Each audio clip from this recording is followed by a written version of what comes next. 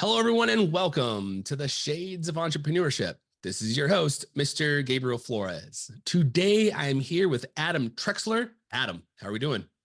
Awesome. Thanks for having me. Oh, folks, I'm so stoked about this conversation. So this is actually one of the first times I think I've had an individual that's coming on this show that basically is taking currency and creating a new form. I'm not going to explain it yet. I'm not going to go into all the details. So Adam, first, introduce yourself and tell us a little bit about your company. Sure. My name is Adam Trexler. I'm the founder and president of VALAURUM Inc. We make an innovative form of gold called the Aurum.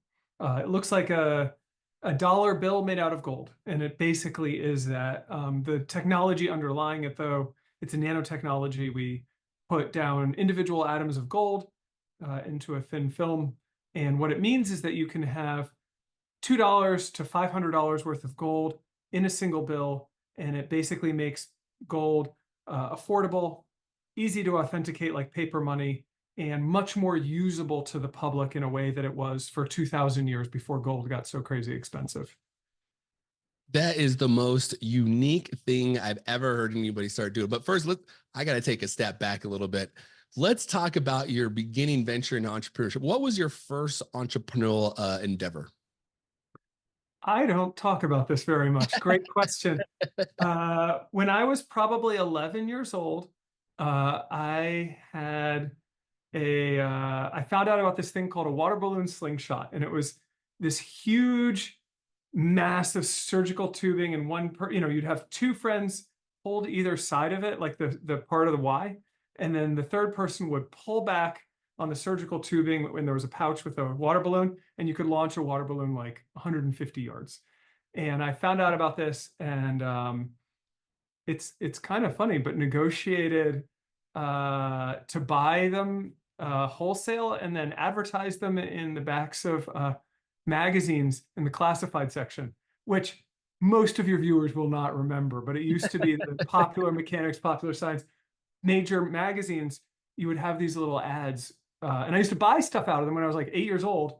But I sold these water balloon slingshots. I had a phenomenal margin, and I don't know, I think I sold them for 2 or 3 years that way, and it was a pretty fun little project. That was the first time I ever had an entrepreneurial project.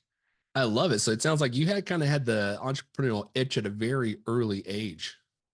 I did, and I came from, my dad had worked as a CFO of a company that went public. He later worked in venture capital, and so I was around it and really had some real help and kind of a leg up in that way as I founded VALAURUM. That's a one beauty. I feel like one thing again, I have a 4-year-old and a 1-year-old folks, and one of the things I constantly do is I take them out to all. They probably sat in more board meetings than they probably care to have throughout their life already. But again, it's like the exposure, the experience. You start to learn things, and especially at a very young age. And now after you started doing slingshots, which I got to tell you, folks, I remember those things. Yeah, the two people on the sides, arms straight up, and those things would launch. I love it. Yeah. What did you transition into after that? Um, I went to high school, college. Um, I actually worked through my dad with a number of startups in my early 20s. None of them really struck my fancy, but I was in that world. I was in the venture capital world. I was working kind of with angel investors, and then on a number of startups that didn't really particularly go anywhere. And I said, this isn't really for me. I just didn't have a passion for any of the products or any of the startups, and the money itself was fun, but not for me. And so I did something totally non-remunerative and became a teacher, and started an academic career, and got my master's and my PhD in the history of money, literature, culture around money. And I was just fascinated by all sorts of questions about what is money, why is money what it is, how has that changed in history. And thought I'd be doing that. I had a pretty successful academic career with, appointments and postdocs and that sort of thing, publications. And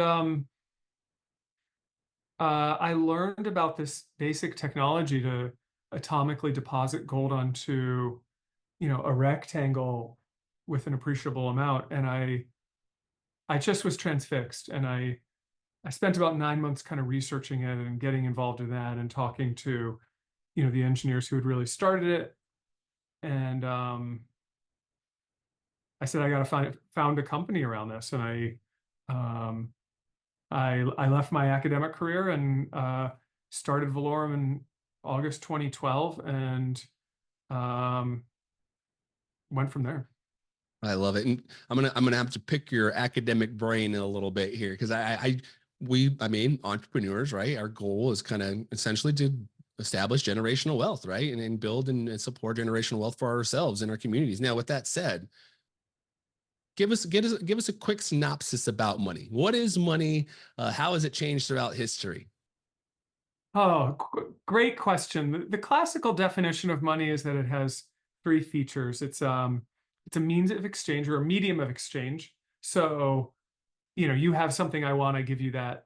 I give you the money, I get the thing, and we don't have to run around bartering goats for carpentry work. I don't have to find a carpenter that wants my goat to get something made in my house. So, it's a medium of exchange. It's a unit of account. So this is how we count lots of stuff in a modern economy, whether it be the value of labor, how much I have in my bank account, everything else. It's a unit of account.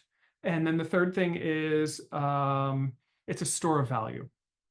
And the idea of a store of value is you can imagine if all we had for money was apples, as soon as your apples rotted, you'd be in trouble, right?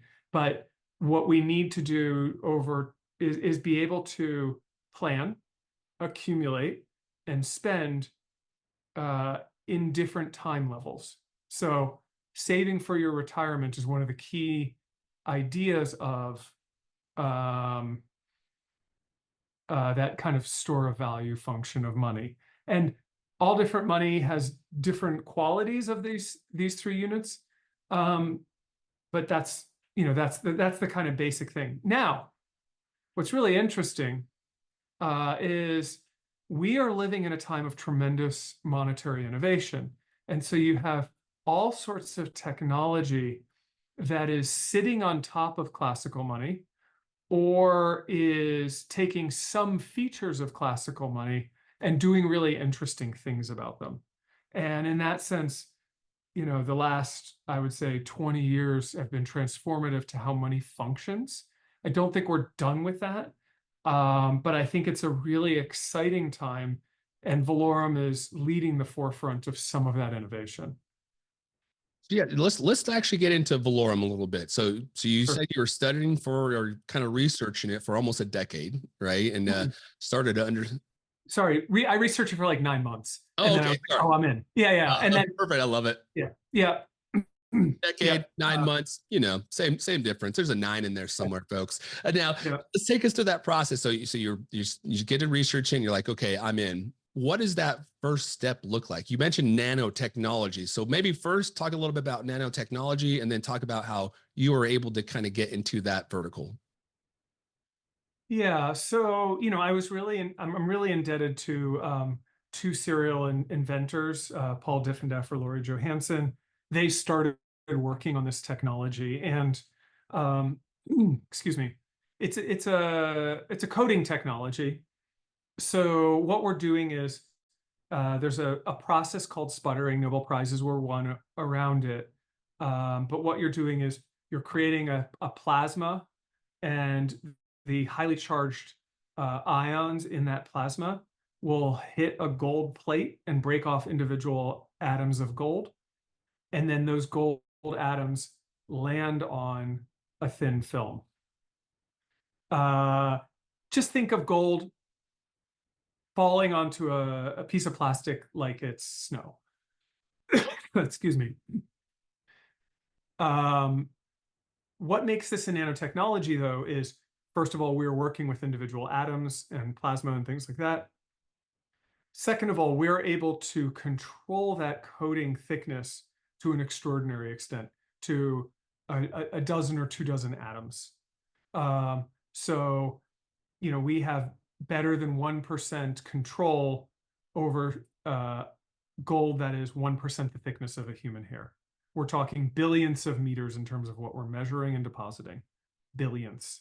So, you'll remember centimeter, that's 100th. We're talking about billions here. And that's a very difficult, expensive technology. It's used, related, sputtering is used in things like microchip manufacture, where they're talking about, 6 nanometer features.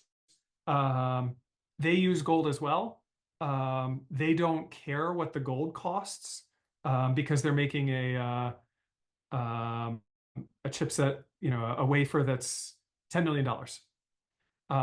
What we're doing and what we've had to do is really push that sputtering technology in some very distinctive ways. But we sell products for $2 that have an appreciable amount of gold in them. So, we've really had to do a tremendous amount of innovation to make that marketable, but also to have it work and not be this disintegrating thing, but actually live in people's wallets or on a shelf for 20 years. Yeah, and that was actually going to be one of my next questions is how do you kind of make it so it's it's not going to destroy itself, right? So this investment $2, whether it's a $2 investment, Yeah. right? At least you have some ROI in it. How do you kind of make sure it's durable? Yeah, I mean, that's 12 years and counting of research. Uh, um, there are real problems with this. It wants to fall apart. We're at the point now where you can send our bills through the washing machine and they'll basically be fine. They're very tough, but that wasn't a straightforward process. And there's a lot to do with the polymer, the unique properties of that, how we deposit the gold, and plenty of trade secrets Oh that yeah, somebody has to overcome to get there. there you go. But what I'll say is, from my academic research, one of the things I learned was problems that you have to continually work on over a really long period of time are hard, but they're incredibly valuable. And your listeners will have ideas that would never occur to me. And isn't that, that's one of the most wonderful things about entrepreneurship and innovation. If you can get it to sort of kind of work, but keep working on the problem, that's one of the most valuable things. And I've never been satisfied with our technology. I promise you, we've had absolutely brilliant people working on it for a dozen years. We're not done at all. And continuing to run down specific problems and fix them is what makes you really have a world-class product. And I'm very proud of the work that we've done there. Yeah, I think it'd be hard pressed to find an entrepreneur that's actually satisfied. Like it's just it's a constant growth. And in fact, it's a quote, successful people will never be successful because they're too busy chasing success. That's like that old saying. Now, one of the things you mentioned too is you essentially wanted to get to the product so it's at marketable. It's now able, you can start market. Tell me about your marketing. How do you market the product? And then who is your kind of ideal consumer? Those are really two separate questions, which you might find interesting. So we primarily sell through marketers and precious metal companies. It turns out, so gold is this commodity. I would describe it as a monetary commodity, which is going to make both sides mad. But it's both a physical thing. It's an element. Yep. But it also performs all of these monetary functions for people, for central banks, et cetera. It's an enormous market. Investment grade gold is worth trillions of dollars, has hundreds of billions of dollars a year in turnover, and there's really robust international systems around it. So we work we work with huge precious metal retailers. And what we really do is we design products with them. um, why people buy gold turns out to be very cultural. And so my PhD was more relevant than I thought, just to have that insight. Gold is universal. It has a universal value. You can go to any continent except maybe Antarctica, although you could probably find some Antarcticans who would buy it. It's universally valued, but the reasons people buy it are incredibly culturally specific. And so we're not an expert on how to sell gold into India or Poland or Namibia. So we want to work with a company that has that experience to co-develop products that can wholesale. We hold the technology. We don't have to own every piece of that vertical chain. So that's an important piece there. As far as the consumer goes, that was the second part of your problem, or your question. That's really interesting. What we say is anybody who owns money or uses money. And, it's rare to have something that's so broad. Our customers tend to recognize that fiat monetary systems are unstable. I'm not a chicken little sky is falling kind of person. And throughout the world, there's always a couple of fiat currencies that are failing. That's just the nature of it.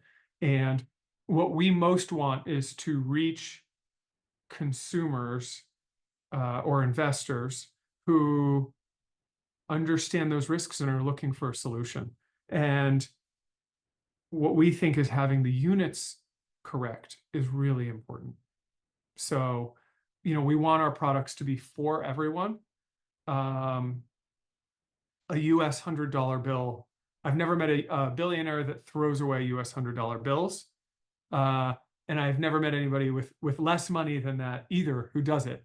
So we think the correct units are super important, and that's what Valaurum's been able to offer the global public.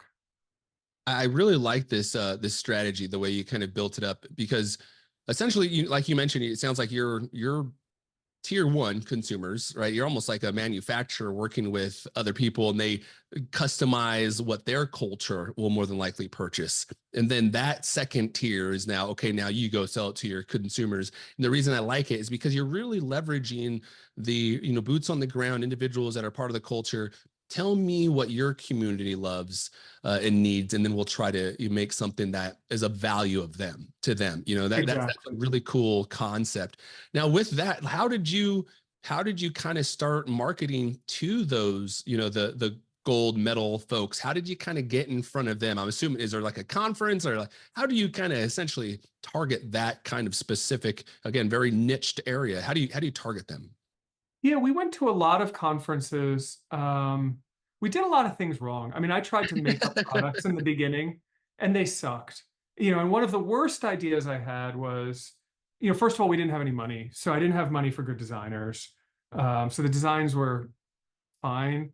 I also didn't understand how important the aesthetic appeal of it would be. And now we have gorgeous artists, award-winning numismatic artists work on our products. But it didn't start out that way. I did go to a lot of conferences as we, had the capital to afford them. And it was hard sometimes. We'd go to a conference and be like, God, I hope this works. I hope I get something out of this, having a booth and you're just standing there and praying somebody comes up and talks to you. And, we found really powerful people in that gold space who understood what we were trying to do and said, this is transformative. And one of the best things I did is very early on, I started building a board of advisors because the people I was talking to were far too powerful and demanded far too much money for me to be able to pay them. But they took options, and we had phenomenal people help us on our way. Yeah. Yeah, I was just going to say, I really like the concept of going to the conferences, because I think for a lot of entrepreneurs, that's like, if you're trying to sell a product or service, the conference, the Saturday markets, right? Those things, that's truly like you're trying to find proof of concept, right? You have your minimal viable product. Is somebody willing to reach in their back pocket and pay you for what you have, right? And that's the tricky part. And then you mentioned, bringing on in the advisory board, and tell me a little bit about that and the importance of that and how it helped you and your company continue to move forward, the advisory board specifically. Yeah, um, I think that one of the most important skills I have is as a listener. And there are people with tremendously varied expertise, from chemists to engineers, to, we have a former director of the US Mint, security printers, people who have lots of experience contracting with foreign governments. Not one lifetime could contain those areas of expertise. And, I view a lot of my role as the president of VALAURUM is to listen to a lot of people who know much more than me and try to put those things together and try to find the best experts I can, and whether either directly or indirectly put those things into conversation with each other, and then figure out where the opportunities actually are, the opportunities for innovation, the opportunity for markets, the opportunity to communicate to the public. And honestly, being at a market stall like you described, I mean, I've had thousands and thousands of conversations with everyday people about this thing. And for many years, a lot of them were like, why would you do that? Why would you want that? Most of my conversations were bad, but I was really interested in, why did 70% of the people not want it? What did they not understand? And some of the things that you had to explain to people really shaped how I grew the company.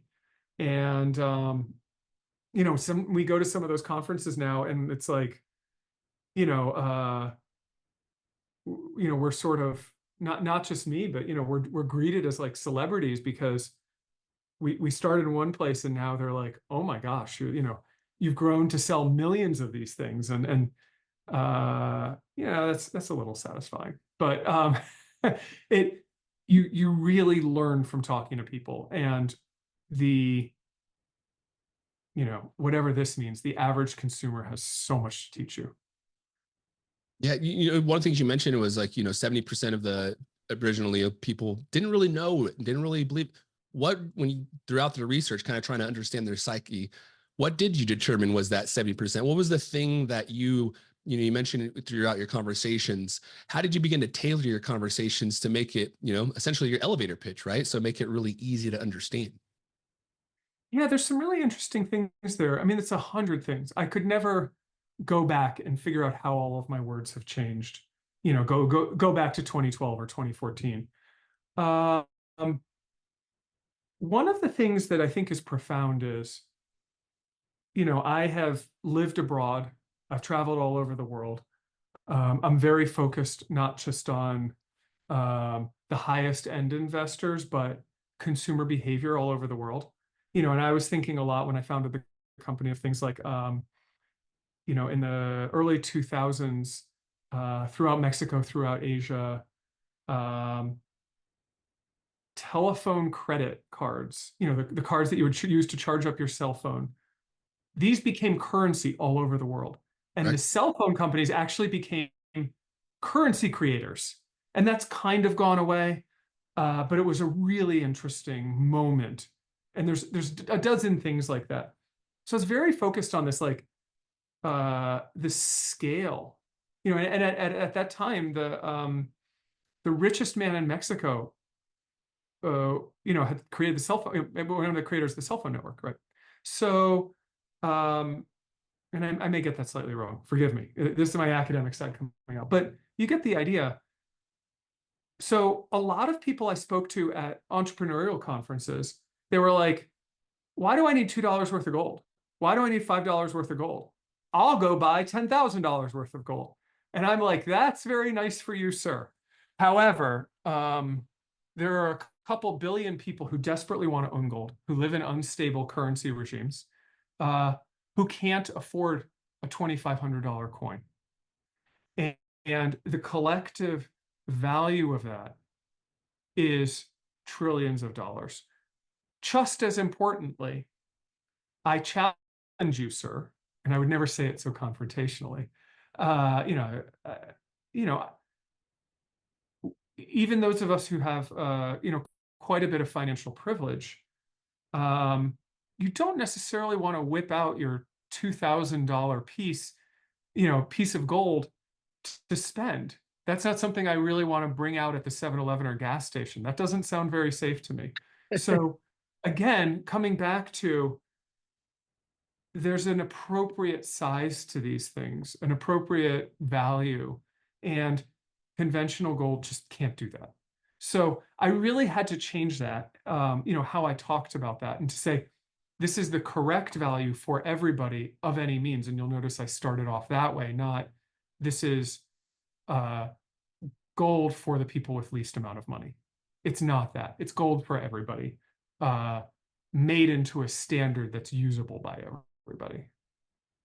You know, one of the things you also mentioned as, you know, during these conferences, you're learning, you're talking, and you mentioned your first couple of conversations weren't the best. What were some of the things that you learned through that time that you should actually stop saying from a marketing perspective and start using? Like, were there different terms or words that made it a little bit easier for those individuals to understand? Yeah, and it took a long, you know, some of them took a long time. You know, like I was just saying, don't call it cheap gold, right? Yeah. Don't call your product cheap. Our product is part of a monetary standard that's worth trillions. It's correct, or it's valuable. It's actually more valuable, arguably, because it's more usable, and the market has borne that out. Our gold has the highest premium of any gold product in the world, which is one of our great accomplishments. Um, you know, another thing a lot of people would say is like, what do I do with this? And I didn't have great answers. And so what I worked on over time was building up a dealer network that would buy it. But there was not a silver bullet to that. I couldn't solve that in a day or in a year. And so I worked for 10 years, and we continue to work so that there's a great redemption network of places, you know, credible deep market makers who will buy it back. Because if you can't do that, what are you doing? You know, it's just a trinket. The other funny thing is, I would want to put it into people's hands, because without them touching it and seeing it, they kind of didn't get it. And I had so many people think it was a free sample and try to walk off with the gold. And so learning to ideally politely say to people, oh, that's for sale, or, you know, oh yeah, please can I have that back, was very awkward, but it's something I had to go through. That is too funny. And, you know, one of the things you just mentioned also was usability. And Yeah. it sounds like you were able to kind of identify a network of individuals that would, in fact, allow you to utilize the currency, correct, that you create. Is that correct? Yeah, two things there. So one is dealers. So, you know, a dealer by definition, they'll sell our product, but they'll also buy it back. But more importantly, what I did is I decided we weren't going to be involved in creating the network that way. And we would let a marketing company do that in the way that they saw fit. So, you know, one of our customers that's the most successful at that is Goldback. And they've created a whole barter network across, I think, 6 states at this point. It's expanding all the time. But they have thousands of businesses where you can spend gold voluntarily. And that's an extraordinary grassroots movement. But they're, you know, you're able to buy insurance, buy groceries, buy gas, have your house remodeled. When I went to Utah, I ate breakfast, lunch, and dinner, all with gold. And you know, they've done a great job of that, and you know, my hats are off to them. And you know, became very clear to me was that VALAURUM couldn't do everything, and we would be most successful if there were a lot of stakeholders making a lot of money alongside us. So I wanted them to do that. And I know that VALAURUM is not going to be able to create a network like that in Turkey or in India.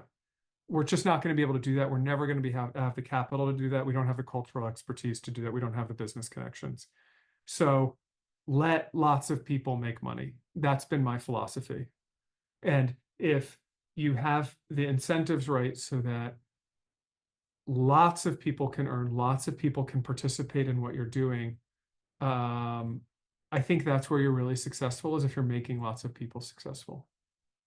Yeah, and I wish more entrepreneurs would have that mindset. One of the things that you mentioned several times now was value, value, value, value, right? Not only value to your organization, Valaurum, but then value to the gold people, right, that are purchasing your item, and then value back to the frontline consumer, right? The $2, $5 bill purchasers.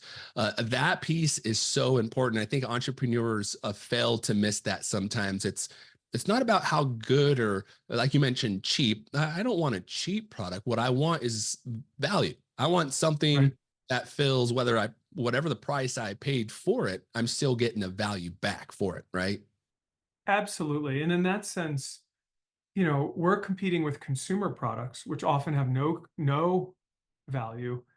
You buy a Valaurum, if you buy an Aurum from us, or from a distributor, the extraordinary thing is you're holding something that has had value continuously for 2,000 years, and I don't expect to ever not have value.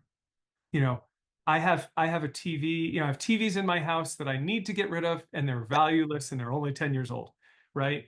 That's an extraordinary difference to have something of that kind of millennia durability, and that gets back to store of value. Um, so I'm really proud to contribute that, but then also I constantly think about what's in it for other people. And we're still learning about that, and we'll be learning about that as long as I run this business. Because if you're not aligning yourself with other people, you're taking advantage of them. And I don't believe that ever really works. We want to contribute value to everybody we interact with. And that means you really have to understand them and really have to listen. Yeah, I love your concept in regarding like making sure it's beneficial for everyone. Some of the folks know that listening. I started a nonprofit, Latino Founders, here in the local area. Our goal is to help scale 100 Latino businesses to $1 million recurring revenue in 5 years. Now, that does not mean push them to venture capital and somebody else take over the business. Not at all. I want to tell you about your MVP, talk about your product market fit, talk about the average cost of a customer acquisition. How do you retain those customers, right? Talking about your sales funnel, your marketing funnel, really get you to a stage where you have operational efficiency, because then you can create generational wealth. My goal, as you kind of mentioned, is our goal is not to exploit our community. Our goal is to put a spotlight on them to create generational wealth. We're not taking any equity in their businesses. We're a full-on nonprofit. I got an executive director we pay, and we continue to scale these either through accelerator or pitch competitions, a lot of different things here locally. But again, it's kind of like the old saying, all boats ride with the tide kind of thing. And Mhm. I think that's kind of where it seems like you're kind of really truly focusing on that area as well. I think so. I hope so. And what you're doing sounds wonderful. And um, we, I want I want to find the win-win. That's one of my core orientations. Is I don't believe that most negotiation is a zero-sum game. A good business relationship means that I earn money as you earn money. And how do we construct that with any product or service? And the extraordinary thing about an economy that I think often gets missed is when you have meaningful exchange, and this is something I've thought about for many years as a theoretician of money. When you have meaningful exchange, you can walk away with more value than we could do individually. We create value together. That's what a society is. And when we create value together, we all become richer. And so how do we structure agreements, whether it's contracts or just, hey, we're going to do this together, so that we're all better off? Um, that's what I think is, the true heart of entrepreneurialism. Yeah, it almost kind of goes back to the carpenter versus goat analogy, right? Exactly. It goes right back to that, where it's the goat wasn't as valuable to the carpenter, and so you had to find something of value to them, but then also determining how valuable is it to them and how unvaluable is it to you, and what's the true trade-off. is my carpenter work, is my goat truly worth the work that you're going to give me, right? Is if you're just touching up my paint on the house, I'm not sure if I'm gonna give you my goat. Maybe I'll give you my cat. Nobody wants a cat, you know. But I'm sorry, cat people. I'm joking. Cats are great. I just don't have any. I'm a dog person. Don't hate me. But you know, it goes back to that point, right? Now, what would you say as you've been building your company was the most difficult piece of building it? Oh, there's so many difficult things. You know, one thing I'll say is that Valorum, and I don't think this is true of every business, and it's not even something to be bragged about. It's just a fact. Valorum is much more complex than my PhD. In terms of stakeholders, in terms of the underlying scientific processes, in terms of the complexity of the way we market. You know, so it's difficult altogether, and bringing all of those elements together, that's really, really hard. You know, I would say that the other hard thing was I really believed in this at the beginning, and getting seed capital is so hard. And, you know, I came from a position of relative privilege in terms of being able to be connected into some angel networks and also be mentored in terms of how do I set up this business. It was an enormous advantage, and I would never underplay that. But how do you get set up to start something and keep working on it, and, you know, maybe eventually leave whatever else you're doing, you know, to earn your bread? It's a tough process, and getting people to, you know, asking people for money is tough. And if you don't, you know, I would say that I'm not intrinsically like a shy person in terms of making requests, but if you're not nervous for the people who you're taking money from, you probably should be. You know, if you don't take that responsibility really seriously, probably you shouldn't be asking for money. And I have, you know, I've felt deep, painful obligation to my investors and really worked so hard to make that come right. And you're going to get a lot of no's, but there's nothing else to do. No, and I think it's great advice. Yeah. Because I think a lot of times, you know, people, especially entrepreneurs, they believe, you know, decks get checks, right? That's everybody's told, decks get checks. But it also comes with a bill, either equity in your company or some obviously paying the loan back, or some type of like VC funding isn't always, it's not free, folks. You know, they're either going to want equity in your company, they're going to want to sell your, you know, scale and sell kind of thing, or have that loan back, you know. So I'm glad you kind of pointed that out, because I think sometimes there is this misconception a little bit of when you kind of go the VC route, and people kind of have little deer in headlights. But then more importantly, they come to see the valuation of their company, and they're sometimes a little shell shocked that it's not as valuable as they believed in. And one of the things you mentioned, I think that actually helps create that value, is that vertical integration, right? Like your value right now is not just the product that you make now, but this entire network you have created across the international lines, right? With all these partners, that's now the true value. Now is what kind of, as you're building out internationally, it's like essentially like would you consider it a currency? Is it an actual currency what you're creating? I would say that we make currency products. So we've actually made legal tender currency for 7 countries. We also make what you would call gold bullion, which is gold that you invest in for the gold value. We also make collectibles. We've probably made over 2,000 individual products over that time. So yeah, lots of stuff. Some of it's currency, you know, and all of it has these monetary functions.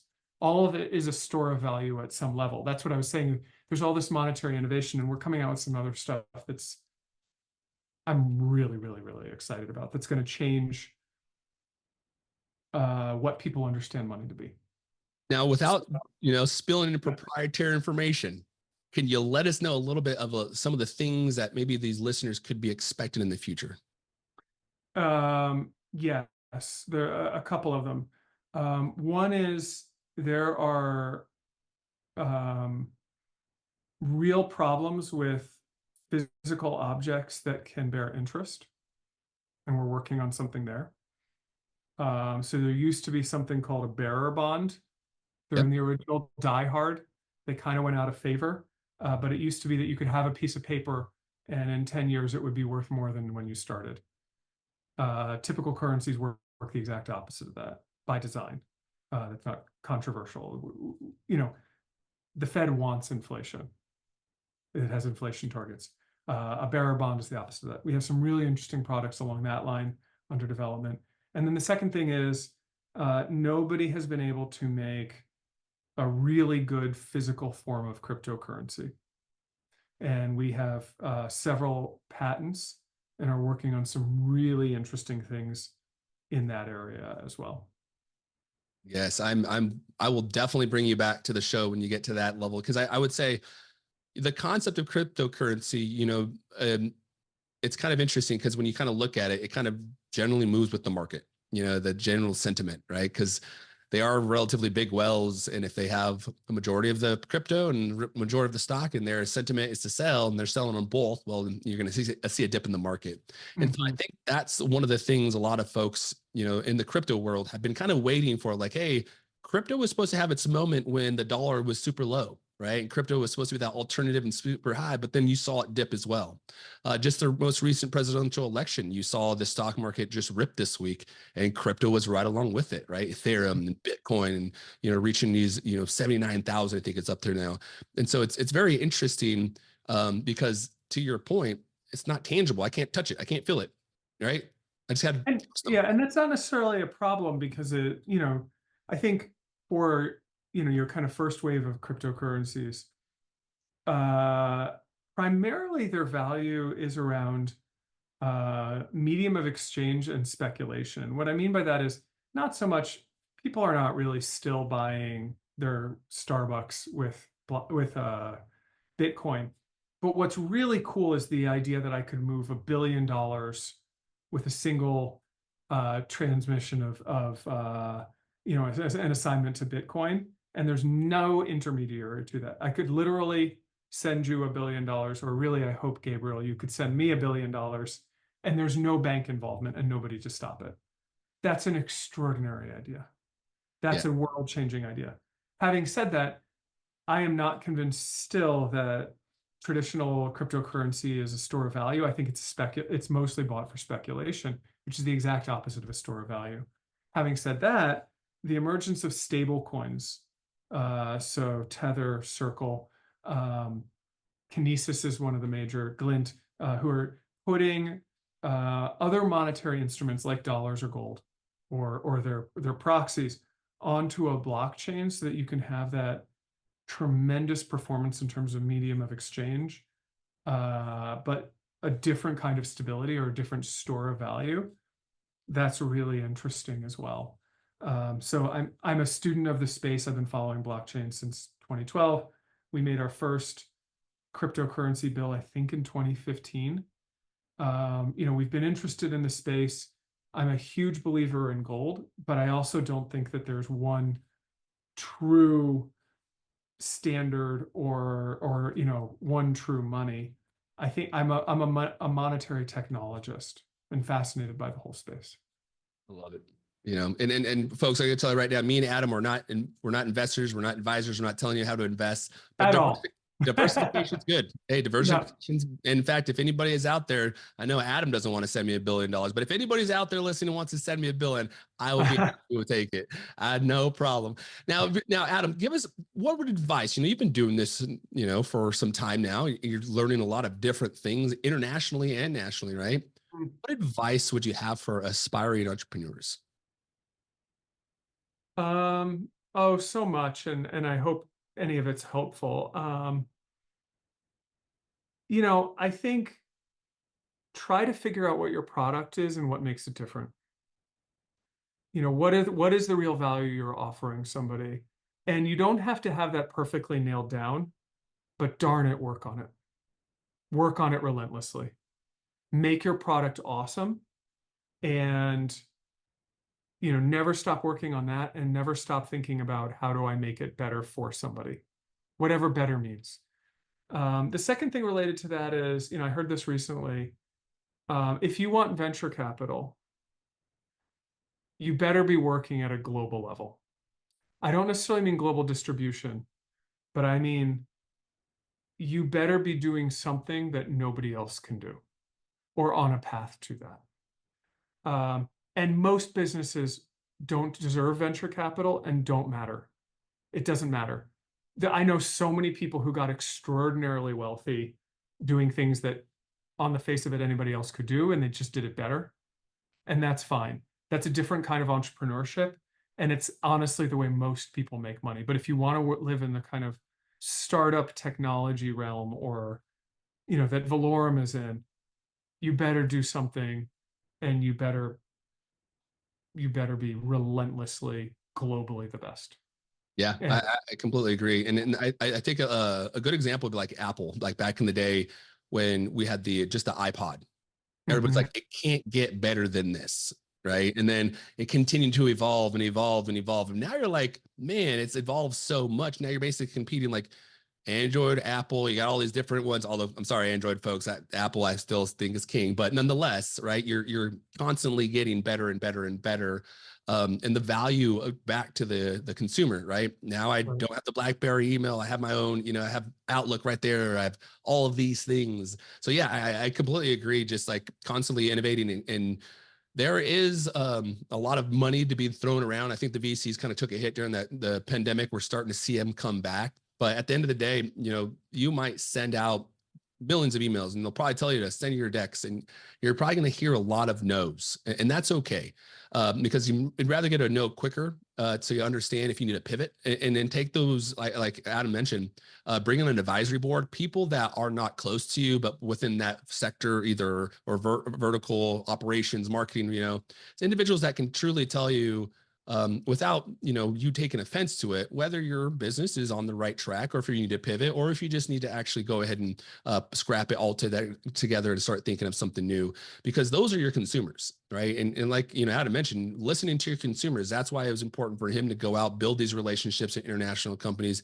because they know the consumer, they don't know market, they know how that culture, what they consider valuable, right? And so kind of understanding, like at the end of the day, there's things I know, there's things I know I don't know, but there's so much I do not know that I do not know, and it's those are the areas that, collaboration and relationship building across the either national or international lines is going to help you evolve as a business and as a person, right? Culture, just getting culture is going back to Starbucks. He went to Milan and figure out, oh, you want to bring coffee back over here. And that's how we have Starbucks, So just think of the differentiations of traveling, exposure, cultures, and really kind of using that as innovation, folks, using that moment to really innovate something new and think about how can I help support this, or how can I bring value, not support, how can I bring value, right? Always bring it back to the value. Now, Adam, one of the things, people are interested. Maybe they want to learn more about you. Maybe they want to purchase one of these items. How do they find you online? How do they purchase some of your products? cool. As far as purchasing it, just Google the Aurum and you'll find literally hundreds of retailers. Some major reputable precious metal sites sell them, and I'll let them, do their own research about where they can find them most inexpensively and, shop around. Our website is Valaurum, VALAURUM.com. And there's a tremendous amount of information about the company, other links, and that's a great place to start to learn more. I love it. And again, folks, if you forget all that and you're trying to let's go and pop over to shadesofE.com, subscribe to the newsletter. We're going to have all this information. We're going to have a transcription of Adam's conversation on the website. We'll also have his blog post that's going to be dedicated to this conversation, pulling out some insights of this conversation for you, the listeners. We'll also have Adam's contact information as well as links back to their website, so you can go ahead and check those out. And then again, like Adam mentioned, take that opportunity to go learn more, figure out what retail spaces are available out there for your team to capture it, and then go from there. Thanks, Gabriel. Adam, I thank you again so much for your time. I really do appreciate it. For those people listening at home, before we leave, Adam, is there any last words you have to say for the listeners? No, just, embrace the adventure. And my dad actually gave me this advice, and he said, um, he said it several times over the years. He said, this is going to be hell, but you're never going to want to do anything else after it. You're going to have ups and downs, but if you're on a real adventure, there has to be risk. And so embrace that risk, live in it. And,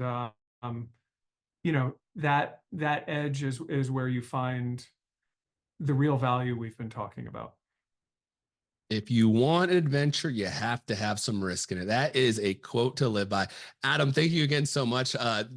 Again, folks, go ahead and check out theshadesofE.com, subscribe to the newsletter. We're going to have all this information, transcriptions, as well as a blog dedicated to this, backlinks, really, really cool stuff. I'm going to go and check it out because I was actually looking at it earlier, and Adam mentioned their artists are freaking phenomenal, folks. Like, you got to check out their website. It's really cool what they're able to do and have gold on it. Again, I was very intrigued. I was really excited about this conversation. So again, folks, please check us out on theshadesofE.com. You can also follow us on Instagram, Facebook, LinkedIn, and TikTok, and just search for @theshadesofE. Thank you, and have a great night.